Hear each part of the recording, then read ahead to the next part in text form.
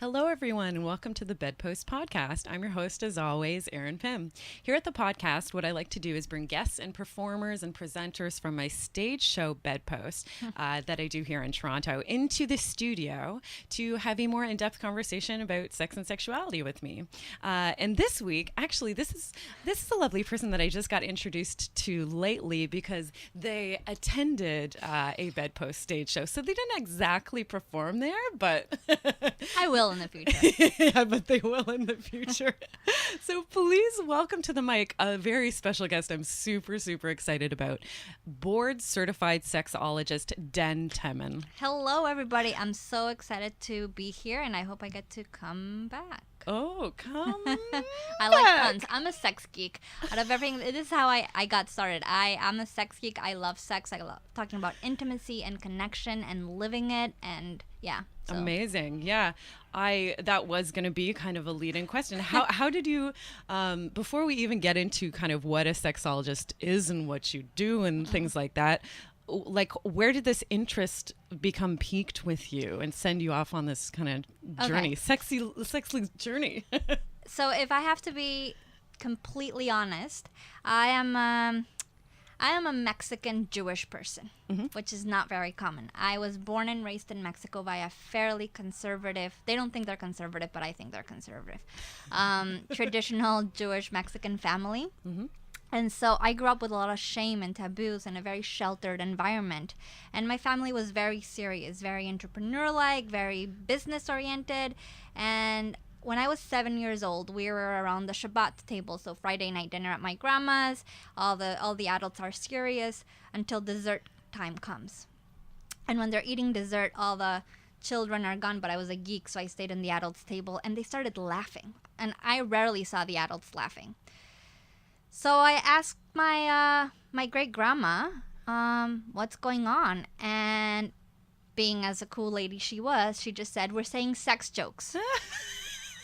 And my mom was like, like, don't say that to the kid. And I was like, thinking. I was supposed to be a physician. Like, I always said I was going to, like, a nice Jewish person, kid. I was like, I'm going to grow up to be a physician, and it's all going to be great. So my mom asked me afterwards to the dinner, she was like, are you still thinking about being a physician? And I was like, no, I think I want to change my career choice. How old were you at this point? I was 7. And so my mom asked me, what do you want to be? And I was like, I want to be a sex worker. My mom was like, oh my God, what do I do with this kid? What will I respond? Her response was, why? And I was like, well. How did you even know what a sex worker was? I did not. Or did you? Yes. I did not. The only thing I answered was. What did you think it was? I thought this. And this is what I told my mom. The only time I have seen all of the adults laugh is when they're saying sex jokes. Yes. So sex must be something that makes adults laugh. So I want to work in sex. I want to be a sex worker. One who works in sex. Exactly. So that's what I told my mom, and she was like, God. Oh, okay. And that's how I started thinking. Sex is something that makes or should be something that makes adults happy if they're laughing when everyone else is like super serious at any other time. So at 7, I started thinking I was going to be a sex worker.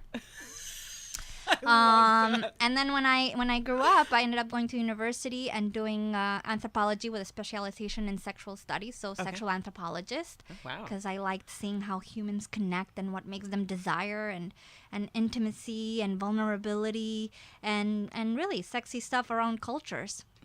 You truly are a sex geek. You are an academic. I am an academic. I am an person. academic that touches people.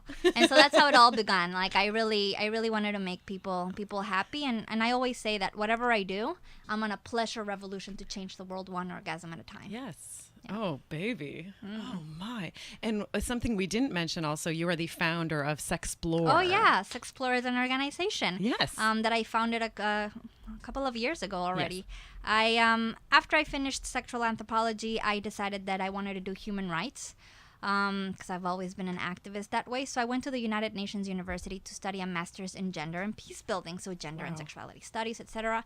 And for a while, I did a lot of international work, policy-oriented, so United Nations kind of stuff, well, actually United Nations. I lived in Turkey and Costa Rica, all over the world doing sexual and reproductive health and rights. Wow. All right. Important work. Important work. And people were always asking me sex questions because I was super open about it, no taboos. I had come out of the closet. Even wherever I was living, I was out. Yeah. So queer, out and about in Turkey, everywhere. Wow. And so people would come and ask me personal questions. And I found myself doing a lot of sex education apart from the policy work. And then a lot of sex counseling. Yeah, just like socially. Yeah, just like Yeah. socially. And I was like, I'm getting burnt out with all this human rights work. Like, I am really getting burnt out. So I came back to Canada, did a little bit more of national work, and then decided I wanted to do my own thing because I wanted to do something where I could do anti-oppression, intersectional, sexual justice-based work. Yes. You know, that was based in popular education and connecting to people and whatever came up in my crazy head,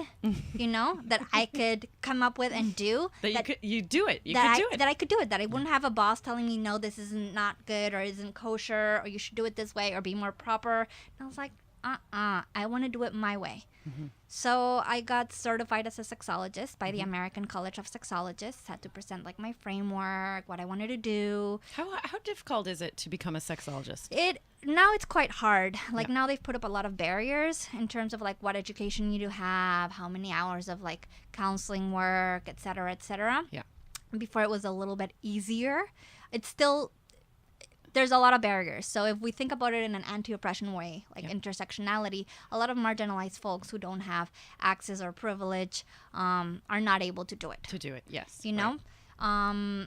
So back when I got certified, it was still fairly easier. There isn't a college here in Canada. That's why I had to go and get certified in the American College. Okay. I did do the University of Guelph diploma in sex therapy, but I thought sex therapy wasn't for me because it pathologizes and says that people need to be treated, and I think that people have obstacles that they need to overcome.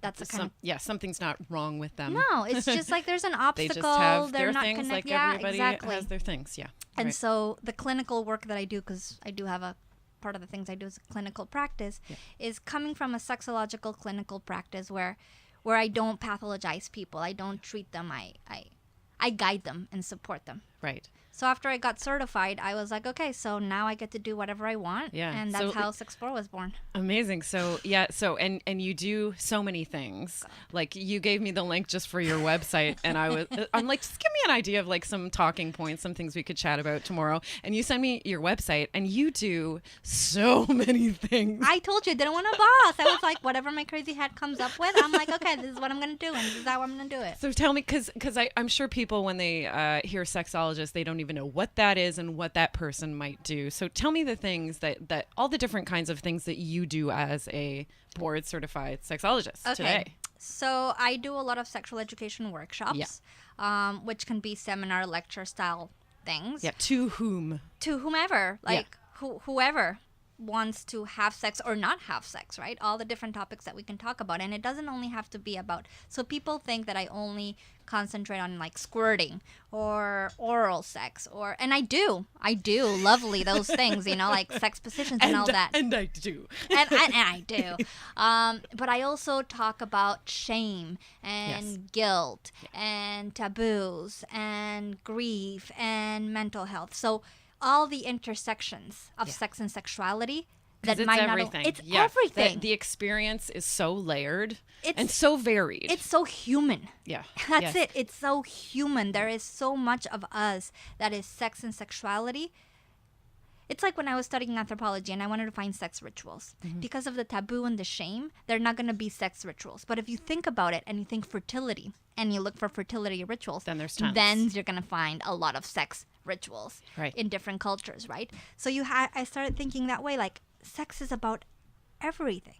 So the lecture style kind of things. Right. Then I have something lovely that was born out of an experience in a cruise ship, hands-on workshops. Yeah. So what do you mean by that? What do you mean? Everybody's curious about What do you mean hands-on? I think people learn, like, by touching. So I have no taboos in terms of touching clients, you know, and I am a type of sex worker. I'm proud of it if you want to think about it in that way, right? When you were 7, you had a thing. I had a thing. I had a dream. Yeah. Like, I had a dream. You made it happen. And I made it happen. So they're more technique based. So then we start talking about the squirting or G-spot stimulation or prostate stimulation or oral sex or positions or and this is straight up demonstrating physically. Demonstrating. Like I will teach people the anatomy, so pleasure anatomy, because we always talk about anatomy but never pleasure anatomy. Oh yeah. So let's talk about, I talk to them about pleasure anatomy. They do have to stay for like 15 minutes of anti-oppression, and I'm talking about generally the clients that I do this with.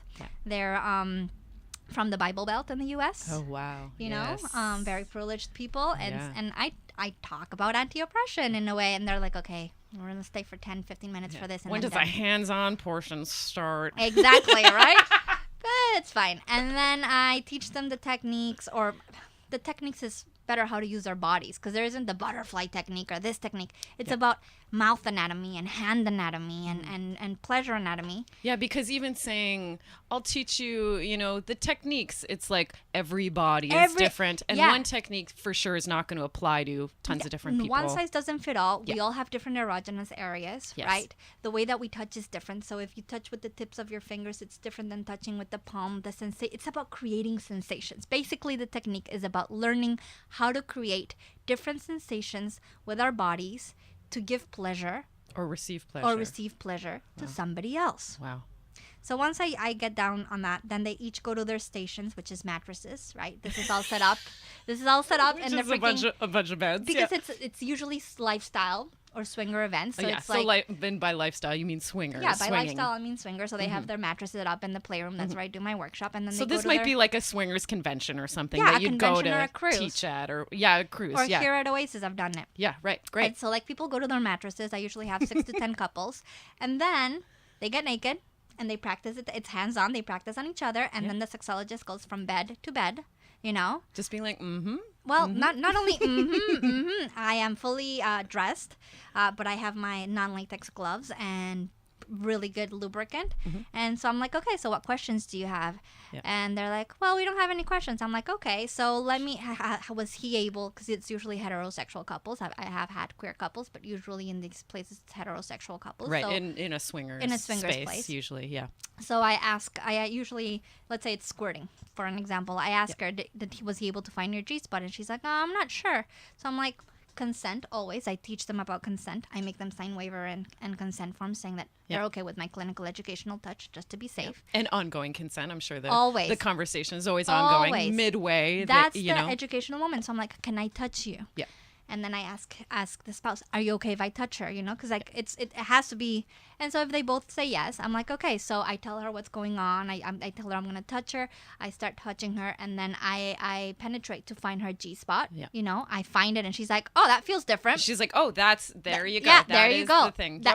Yep. And so I stimulate it so that she feels what it feels like. She knows what it's like. And then the spouse, partner, fuck buddy, whoever is there in the workshop puts their hand right under mine so that they can feel my fingers. So like in Ghost, like doing the pottery in Ghost. Oh my God, I'm totally, you know what? That's it. I'm going to put that in my descriptions, you know, like we're going to ghost it. That is it. So we ghost it, you know, like there's 4 fingers in there.